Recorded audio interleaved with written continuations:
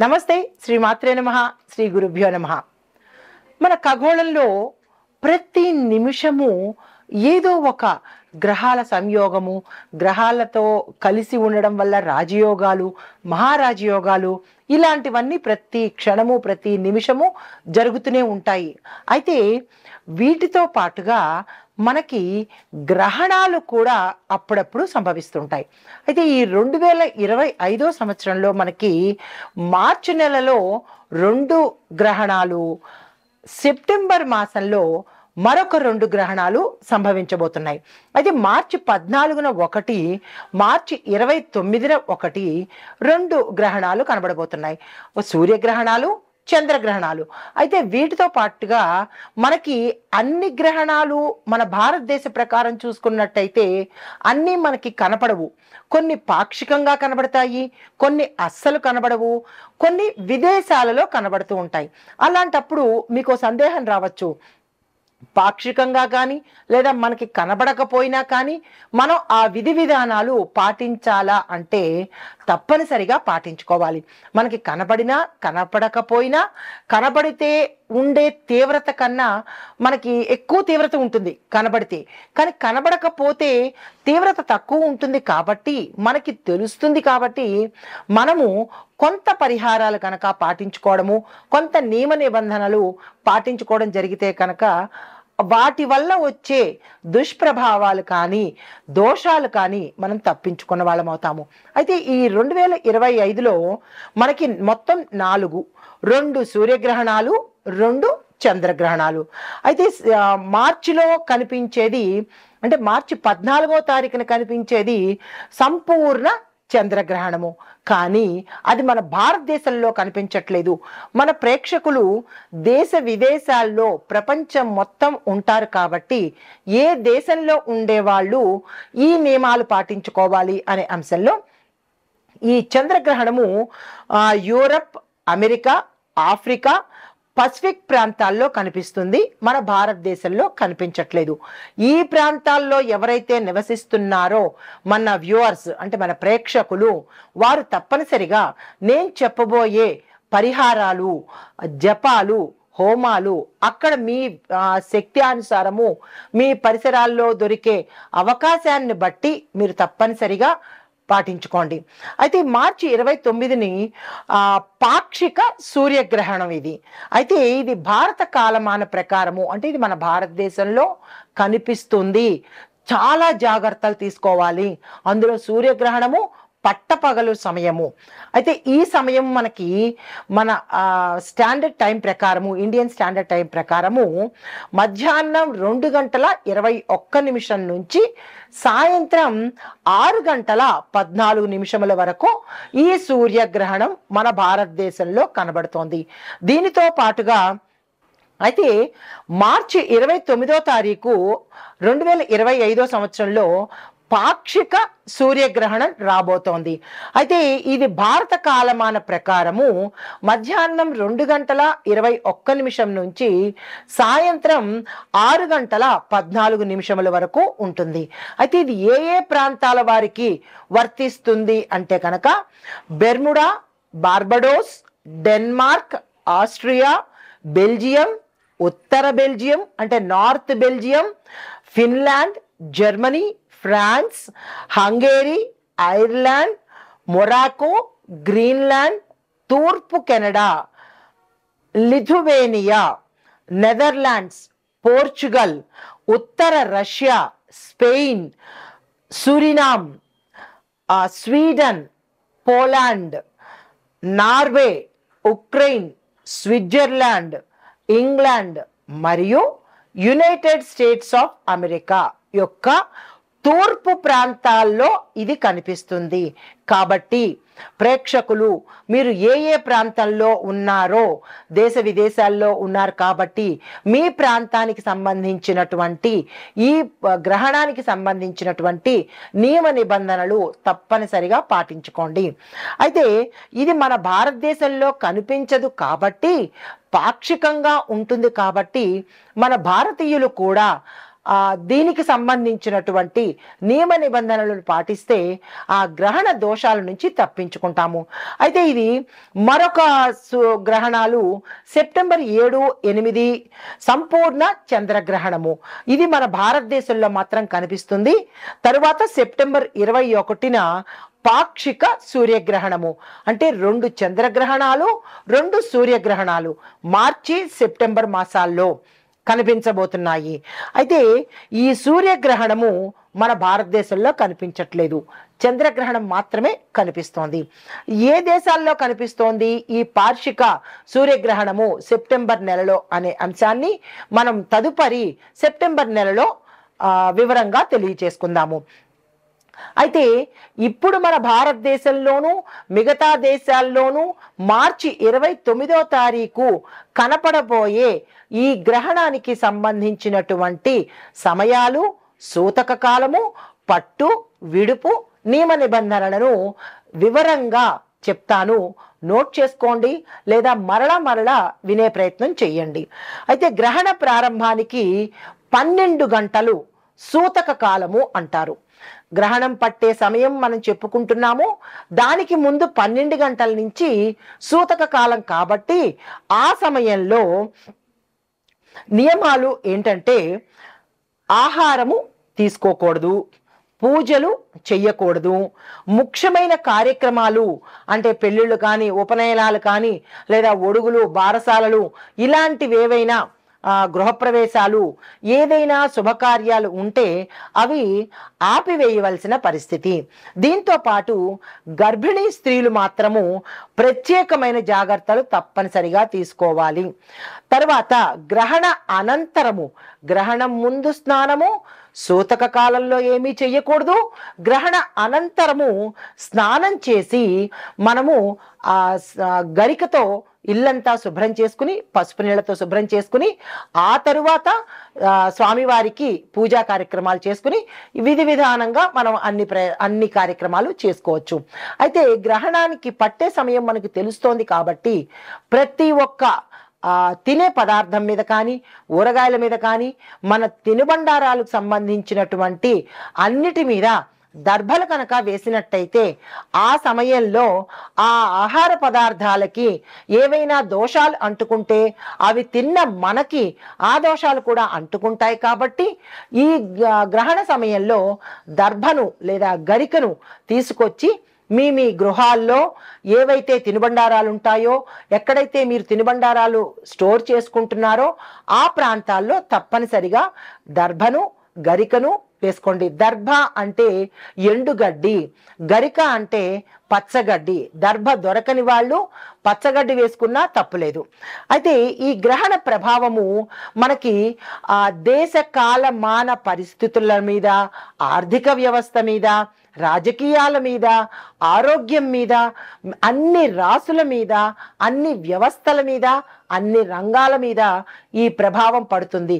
అంటే ప్రపంచవ్యాప్తంగా ప్రతి దానికి ప్రతి అంశానికి ఈ గ్రహణం అనేది దాని దోషాలు ఉంటాయి. కాబట్టి తప్పనిసరిగా ఏముందిలే సైన్స్ ప్రకారం చూసుకుంటే ఆ సూర్యుడికి చంద్రుడికి మధ్యలో భూమి వస్తుంది, లేదా సూర్యుడికి చంద్రుడికి మధ్యలో వీడు వెళ్తారు వాళ్ళు వెళ్తారు అని నాన్సెన్స్ గోన్సెన్స్ అనుకుని మీరు వదిలేసినా, లేదా ఏంట్లే సైన్స్ ముదురుతున్నా ఇంకా ఇలా పాత చింతకాయలు అనుకుని వేళాకోళం చేసినా దాని ప్రభావాలు తరువాత ప్రతి ఒక్క జ్యోతిష్కుడికి ఫోన్ చేసి అయ్యా మేము ఈ బాధలు పడుతున్నాము, అయ్యా మేము ఈ బాధలు పడుతున్నాము, ఈ ఇబ్బందులు పడుతున్నాము అని ఫోన్ చేసే పరిస్థితి నుంచి తప్పించుకుంటారు. ఎందుకంటే గ్రహాలతో జ్యోతిష్యంతోనూ అది ఆడుకునే వ్యవహారం కాదు, వెటకారం చేసే వ్యవహారం అంతకన్నా కాదు. దాని తీవ్ర పరిణామాలు మనమే అనుభవించాలి, ఎవరో అనుభవించరు. కాబట్టి తప్పనిసరిగా మరీ చెబుతున్నాను, గ్రహణ సమయాల్లో చెయ్యవలసిన పని తప్పనిసరిగా చేసుకోండి. అయితే ఈ గ్రహణ సమయంలో ఆధ్యాత్మిక కార్యక్రమాల్లో పాల్గొనడము, తరువాత ఏదైనా మంత్రం దీక్ష తీసుకున్నా, ఉపాసనా దీక్ష తీసుకున్నా, సిద్ధి దీక్షలు తీసుకున్నా, లేదు మేమేమీ తీసుకోలేదు అని అనుకున్నా కానీ ఈ సమయంలో మీరు ఏదైనా ఒక మూలమంత్రాన్ని, ఏ భగవానుడిదైనా పర్వాలేదు, మూలమంత్రాన్ని కనుక నిరంతరము ఆ సమయంలో కనుక జపించినట్టయితే విశేషమైన ఫలితాలు అంటే ఏ కోరిక కోరుకుని తీసుకునే వాళ్ళు కొంతమంది ఉంటారు. కోరిక లేకుండా కనుక ఆ సమయంలో మీరు దీక్ష తీసుకోవడము లేదా ఇన్నిసార్లు జపం చేసుకోవడము కనుక చేసినట్టయితే విశేషమైన ఫలితాలు పౌర్ణమి సమయంలోనూ గ్రహణ సమయంలోనూ కనుక మీరు ఏది చేసినా కానీ లక్షింతలు ఫలితాన్ని మీరు పొందబోతారు. అది మంచి చేసినా వెటకారం చేసినా కానీ ఆ ఫలితం తత్సమానంగా వచ్చి తీరుతుంది. కాబట్టి మంచి చేసే ప్రయత్నం తప్పనిసరిగా చేసుకోండి. అయితే ఈ సూచనలు అందరికీ వర్తిస్తాయి. గోచార రీత్యా చెప్పే సూచనలు కాబట్టి ఇవి అందరికీ వర్తిస్తాయి. కానీ మీ వ్యక్తిగత జాతకంలో మేషాది ద్వాదశ రాశుల వారికి ఎలాంటి పరిహారాలు తీసుకోవాలి, అసలు మీ జాతకంలో ఈ గ్రహణ ప్రభావము ఏ స్థానంలో ఉంటుంది, ఒక్కొక్కరికి ఒక్కొక్క స్థానంలో ఉంటుంది. కొంతమందికి వ్యయ స్థానంలోను, కొంతమందికి కుటుంబ స్థానంలోను, కొంతమందికి ఆరోగ్య స్థానంలోను, కొంతమందికి పితృ మాతృ కర్మ, ఇలా 12 స్థానాల్లో ఏ స్థానంలో మీకు ఈ గ్రహణ ప్రభావం ఉండబోతోంది అనే అంశాన్ని మీ వ్యక్తిగతంగా తెలుసుకునే ప్రయత్నం చేయండి. మాకు అది తెలియదు అని అనుకున్న వాళ్ళు నేను చెప్పిన ఈ గోచార రీత్యా ఫలితాలను, ఈ పరిహారాలను తప్పనిసరిగా పాటించుకోండి. అయితే ఈ గ్రహణ కాల సమయంలో మన భారతదేశంలో చూపిస్తుంది కాబట్టి నేను ఈ ప్రభావము ఏ ఏ అంశాల మీద వారికి అంటే వారికి తగులుతోంది, అంటే ఈ ఎఫెక్టు ఏ రంగాల్లో ఉన్న వాళ్ళకి తగులుతోంది అంటే కనుక ముఖ్యంగా విద్య, ఉద్యోగము, వ్యాపారము, ఆరోగ్యము, కుటుంబము, ఆర్థికము, రాజకీయము, కళారంగాల్లో ఉన్నవారికి, అంటే మొత్తంగా ఏ రంగంలో ఉన్నవారికైనా సరే ఈ ఇంపాక్టు అంటే ఈ ప్రభావము పడుతుంది. కాబట్టి చాలా జాగ్రత్తలు తప్పనిసరిగా తీసుకోండి. గ్రహణాలను కానీ గ్రహాలను కానీ తక్కువగా అంచనా వేయకండి. దాని ప్రభావం కూడా అంతగానే ఉంటుంది. ఈ విషయాన్ని గమనించుకొని మేషాది ద్వాదశ రాశుల వారికి నేను చెప్పబోయే ఫలితాలు, పరిహారాలు తప్పనిసరిగా పాటించుకుని ఈ గ్రహణ సమయంలో కనుక మీ ఇష్టదైవాన్ని కానీ లేదా మీరు మంత్రం తీసుకున్నట్టయితే గురుముఖంగా కానీ ఏదైనా మంత్రం తీసుకున్నట్టయితే దాన్ని తప్పనిసరిగా చదివే ప్రయత్నం చేయండి. తదుపరి అంశాలతో మళ్ళా కలుస్తాను. మనకి 2025 మార్చి 29న మనకి గ్రహణం ఏర్పడబోతోంది. అయితే ఈ గ్రహణాలు సూర్యగ్రహణం మనకి భారతదేశంలో పాక్షికంగా కనబడుతోంది. అయితే ఈ గ్రహణాల యొక్క ప్రభావము మనకి ప్రతి అంశంలోనూ కనబడుతోంది. ప్రతి రంగంలో ఉన్న వారికి భారతదేశంలో కావచ్చు, ఇతర దేశాల్లో కూడా ప్రతి ఒక్క దేశంలోనూ ఈ యొక్క గ్రహణం తాలూకా శుభాలు అశుభాలు కూడా ఉంటాయి. కాబట్టి చాలా జాగ్రత్తలు తీసుకొని ఏం చెయ్యాలి, ఏం చెయ్యకూడదు అనేది నేను ముందు చెప్పి ఉన్నాను. కాబట్టి తప్పనిసరిగా అవి చేసుకోండి. ముఖ్యంగా చేయవలసినది దైవ ప్రార్థన, మంత్రసిద్ధి చేసుకోవాలి. పూజలు నిషిద్ధము. గర్భిణీ స్త్రీలు, పసిపిల్లలు జాగ్రత్తగా ఉండండి. తరువాత మీ యొక్క ఆహార పదార్థాల మీద దర్భను కానీ గరికను కానీ ఉంచండి. గ్రహణానికి 12 గంటల ముందు సూతక కాలం అంటారు. ఆ సమయం నుంచి 12 గంటలు లెక్కించుకోండి. ఆ సమయం నుంచి మళ్ళా గ్రహణం విడుపు అయ్యే వరకు ఎటువంటి కార్యక్రమాలు చేయకండి. ఆహారం తీసుకోవడం కానీ, పూజలు చేసుకోవడం కానీ, శుభకార్యాలు చేసుకోవడం కానీ ఇలాంటివన్నీ నిషిద్ధము. దాంతోపాటుగా మీరు చేయవలసిన పని, గ్రహణం పడుతోంది అని అనగానే తలస్నానం చెయ్యండి, శుభ్రతను పాటించండి.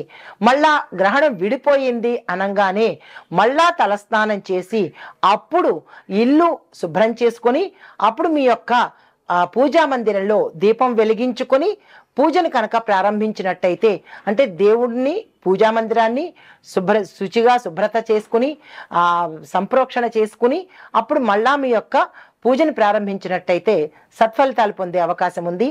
సైన్స్ పరంగా ఇది నాన్సెన్స్ అనుకుంటే దాని తలక ఫలితాలు కూడా నాన్సెన్స్ లాగానే ఉంటాయి. అది కూడా మనమే అనుభవించవలసి వస్తుంది. కాబట్టి గ్రహణాన్ని నిర్లక్ష్యం చెయ్యకండి. అయితే ఈ గ్రహణంలో అంటే ఈ గ్రహణ సమయంలో మేషాది ద్వాదశ రాశుల వారికి ఎలాంటి ఫలితాలు ఉంటుంది, అది ఈ గ్రహణం అనేది ఒక్కొక్క వ్యక్తి మీద, ఒక్కొక్క రాశి మీద, ఒక్కొక్క రంగం మీద ఒకే ఫలితాలు చూపించవు. అంటే వారి వారి యొక్క జన్మ లగ్నాన్ని బట్టి, జన్మ జాతకాన్ని బట్టి, వారి యొక్క నక్షత్రాన్ని బట్టి, రాశులను బట్టి వివిధ రంగాల వారికి ఒక్కొక్క ఫలితాలు ఇస్తాయి. కానీ ఒకే ఫలితాలు మాత్రము ఇవ్వవు, అది గమనించుకోండి. అయితే ముందుగా మేషరాశి వారికి చూసినట్టయితే, అంటే ఒక్కొక్క రాశిలోనూ మరలా మీకు నేను చెప్తున్నాను, ఒక్కొక్క రాశిలో 3 నక్షత్రాలు ఉంటాయి, 9 పాదాలు ఉంటాయి. అందులో మీది ఏ నక్షత్రము, ఎన్నో పాదము అనేది వివరంగా తెలుసుకొని ఆ పరిహారాలను తప్పనిసరిగా పాటించుకోండి. అయితే మేషరాశిలో ఉండే వారి యొక్క ఈ గ్రహణ ఫలితాలు ఎలా ఉన్నాయి అంటే, ఉద్యోగంలో ఒత్తిడి పెరుగుతుంది. దాంతోపాటు కొంతమందికి ఉద్యోగంలో స్థిరత్వం అనేది లోపిస్తుంది. ఉద్యోగాలు మారడం కానీ, మానసిక అశాంతి కానీ, మానసిక క్షోభ కానీ, లేదంటే బాసుల ద్వారా కానీ, లేదా అంటే మీ యొక్క యజమాని, బాస్ అన్న యజమాని ఒకటే, మీ యజమానుల ద్వారా కానీ, లేదా మీ సహోద్యోగుల ద్వారా కానీ మీరు తీవ్రమైన ఇబ్బందులకు గురయ్యే అవకాశము, కొంతమంది విసుగు చెంది ఈ ఉద్యోగం నాకు వద్దు అనుకుని మారే పరిస్థితి, అంటే స్థానచలనాలు, గృహపరంగా స్థానచలనాలు కావచ్చు, లేదా ఉద్యోగపరంగా కూడా స్థానచలనాలు సంభవించే అవకాశం కనబడుతోంది. అయితే వ్యాపారంలో, అంటే వ్యాపార, వర్తక, వాణిజ్య, పారిశ్రామిక రంగాలలో, వ్యవసాయ రంగంలో ఉన్న వారికి ఆటంకాలు ఎదురయ్యే అవకాశం కనబడుతోంది. జాగ్రత్తలు తీసుకోండి. ఏ ప్రయత్నాలు ఈ గ్రహణ సమయంలో ఆలోచించకండి, ఆ ప్రయత్నాలు చెయ్యకండి. అయితే తర్వాత ఆరోగ్యపరంగా చూసినట్టయితే, సూర్యగ్రహణం కాబట్టి సూర్యుడు దేనికి అధిపతి అంటే అధికారానికి, లీడర్షిప్కి, దాంతోపాటు రాజయోగానికి. మన శరీరంలో కనుక చూసినట్టయితే తలకు సంబంధించిన అధిపతి ఆయన కాబట్టి తలకు సంబంధించినటువంటి రుగ్మతలు రావడము, కళ్ళకు సంబంధించినటువంటి రుగ్మతలు రావడము, అంటే తల భాగంలో ఏ అంటే అవయవాలు ఉంటాయో వాటికి సంబంధించినటువంటి రుగ్మతలు వచ్చే అవకాశం గోచరిస్తోంది. చాలా జాగ్రత్తలు తీసుకోండి. తర్వాత రాజకీయ పరంగా చూసినట్టయితే అధికారాన్ని ఇచ్చేవాడు ఆయనే, తీసేసేవాడు ఆయనే కాబట్టి రాజకీయ నాయకులు కానీ, లేదంటే లీడర్స్ కానీ, ఏదైనా పదవుల్లో, కీలకమైన పదవుల్లో ఉండే మేనేజర్సు, అడ్మినిస్ట్రేటర్సు, ఇలాంటి వీళ్ళందరూ కూడా ఈ సమయంలో జాగ్రత్తలు తీసుకోండి. దీంతో పాటు మానసిక స్ట్రెస్తో పాటు అంటే బ్రెయిన్కి సంబంధించినటువంటి కొన్ని అనుకోని రుగ్మతలు మీకు ఈ సమయంలో బయటపడే అవకాశము, ముందుగా తెలియకుండా ఈ సమయంలో మీకు బయటపడే అవకాశం ఉంది. అలాగేదైనా బయటపడితే కనుక తక్షణమే డాక్టర్ పర్యవేక్షణ తీసుకోండి, నిర్లక్ష్యం చేయకండి. అయితే కుటుంబ పరంగా ఎలాంటి ఫలితాలు ఇస్తున్నాడు అంటే, కుటుంబంలో అన్నదమ్ముల మధ్య, తండ్రి కొడుకుల మధ్య, తల్లి బిడ్డల మధ్య, బంధువర్గంలోనూ విపరీతమైన అలజడి, మాట పట్టింపులు, కోపతాపాలు, కొట్టుకోవడాలు, తిట్టుకోవడాలు, ఇలా అస్తవ్యస్తమైన పరిస్థితిని ఈ సమయంలో ఇవ్వబోతున్నాడు. సంయమనం పాటించండి. అంటే ఆయన ఫలితాన్ని ఇస్తున్నాడు కదా అని మనం కొట్టేసుకోక్కర్లేదు, మనం తిట్టేసుకోక్కర్లేదు. కానీ ఈ సమయం తెలుసు కాబట్టి జాగ్రత్తలు పాటించుకొని కుటుంబాన్ని పరిరక్షించే ప్రయత్నం చేయండి. ఎటువంటి శుభకార్యాలకు ఆలోచన చేయొద్దు, ప్రణాళిక వేసుకోవద్దు. ఎటువంటి కార్యాలు ఉన్నా కానీ ఈ రోజుకి వాయిదా వేసేసుకోండి. 29 మార్చి తప్పనిసరిగా గుర్తుపెట్టుకోండి. ఆ సమయంలో ఎటువంటి పనులు చేపట్టకండి. అయితే మీకు చెప్పదగిన పరిహారము హనుమాన్ చాలీసా తప్పనిసరిగా పఠించండి. ఎందుకు హనుమంతుడినే చెబుతున్నాను, హనుమంతుడే ఎందుకు ప్రతిసారి చెబుతారు అని మీకు డౌట్ రావచ్చు. అంటే హనుమంతుడికి గురువు సూర్యుడు కాబట్టి, ఆయన దగ్గర ఈయన విద్యలు నేర్చుకున్నాడు కాబట్టి, సూర్యుడు హనుమంతుడికి వరం ఇచ్చాడు. ఎటువంటి గ్రహదోషాలు కలిగినా కానీ, విద్య పూర్తయిన అనంతరము ఎటువంటి గ్రహదోషాలు మానవులకి కలిగినా కానీ, ఎటువంటి గ్రహ పీడలు కలిగినా కానీ, నిన్ను స్మరించిన వాళ్లకు ఆ పీడల నుంచి విముక్తి కలుగుతుంది అని వరం ఇచ్చాడు. కాబట్టి మీరు అనుకోవచ్చు, ప్రతిసారి హనుమాన్ చాలీసా చదవండి, హనుమంతుడి ఆలయానికి వెళ్ళండి అని ఎందుకు చెప్తారు అని మీకు విసుగు రావచ్చు. మన గ్రహాలకి కానీ లేదా గ్రహ పీడలకు కానీ పరిష్కారం చూపించే వాళ్ళు ముగ్గురు. ఒకటి ఆంజనేయ స్వామి, 2 శివుడు, 3 విష్ణుమూర్తి. వీళ్ళ ముగ్గురినే మనం ఆశ్రయించాలి. కాబట్టి తప్పనిసరిగా హనుమంతుడి ఆలయానికి వెళ్ళండి, హనుమాన్ చాలీసా పఠించండి. రెండవది, మంగళవారం రోజు ఈ మేషరాశి వారు గోధుమలను దానం చేయండి యథాశక్తి. మీకు ఎన్ని కేజీలు దానం చేయాలి అని అనిపిస్తే అన్ని కేజీలు దానం చేయండి. మాకు అంత అవకాశం శక్తి లేని వారు అధమంలో అధమము కేజీంపావు దానం తప్పనిసరిగా ఇచ్చుకోండి. అయితే శివుడికి అభిషేకం చేయించుకునే ప్రయత్నం చేయండి.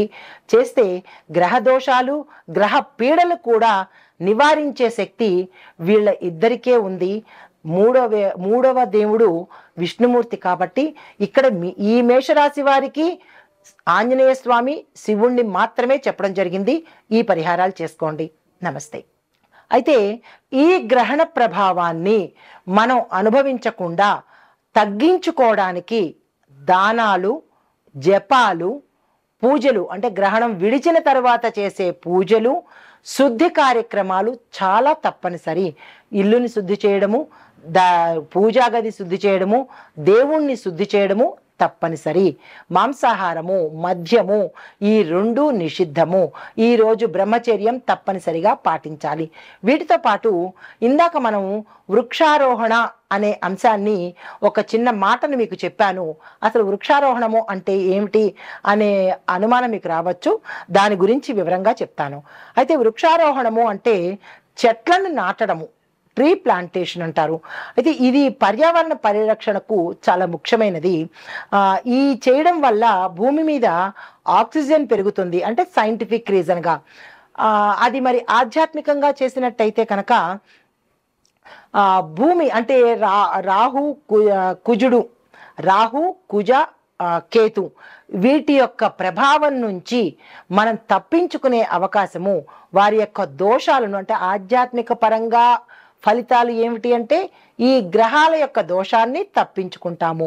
మన ప్రాపంచికంగా అంటే మన సైంటిఫిక్గా చెప్పుకున్నట్టయితే ఆక్సిజన్ ఎక్కువగా మనం ఇచ్చిన వాళ్ళం అవుతాము చెట్లు నాటినడం వల్ల.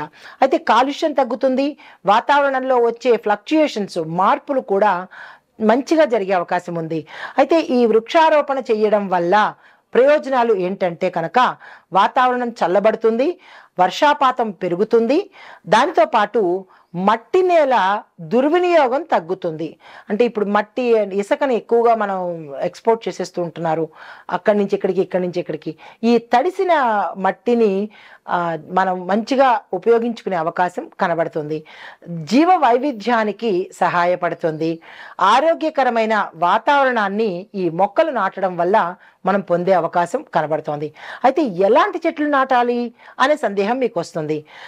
పిప్పల, వేము, తులసి, బిల్వ అంటే మారేడు, అరటి, ఆమ్ల అంటే ఉసిరి వంటి అంటే ఈ వృక్ష జాతులను కనుక ఏదైనా దేవాలయంలో కానీ లేదా మీ ఇంట్లో కానీ నాటినట్టయితే కనుక పవిత్రమైన మొక్కలుగా చెప్తాం వీటిని. వాటి యొక్క ఫలితం మీకు అందే అవకాశం ఉంటుంది. దీనితో పాటు గ్రహ దోషాలను కూడా, అంటే మనం సైంటిఫిక్గా మంచి ఫలితాలు వస్తున్నాయి, కానీ గ్రహరీత్యా కూడా నేను చెప్పిన ఈ వృక్షాల తాలూకా గ్రహాలకు అనుకూలంగా ఉండి మీకు మంచి చేసే అవకాశము ఆధ్యాత్మిక పరంగా కనబడుతోంది.